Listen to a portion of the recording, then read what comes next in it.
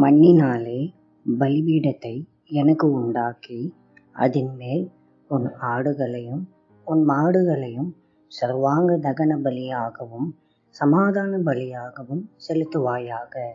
நான் என் நாமத்தை பிரஸ்தாபப்படுத்தும் எந்த ஸ்தானத்திலும் உன்னிடத்தில் வந்து உன்னை ஆசீர்வதிப்பேன். யாத்திராகமம் 20ஆம் அதிகாரம் 24ஆம் வசனம்.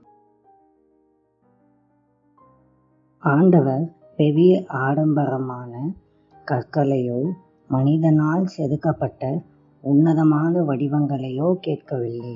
வெறும் மண்ணைத்தான் கேட்டார். நாமும் மண்ணினால் உருவாக்கப்பட்டவர்கள்.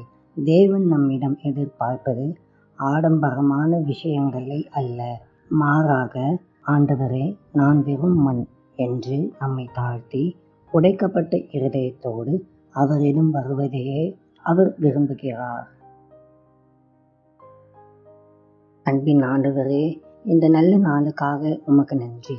கர்த்தாவே, இந்த நாளிலும் எங்களோடு இருந்து எங்களை ஆசீர்வதித்து எங்களை வழிநடத்தும். ஆண்டவரே, நீர் எங்களுக்காக வைத்திருக்கின்ற நன்மைக்காக ஸ்தோத்திரம். நாங்கள் உமக்கு பிரயோஜனமாக வாழ எங்களுக்கு உதவி செய்யும். இயேசுவின் மூலம் ஜெபிக்கிறோம் பிதாவே. ஆமென்.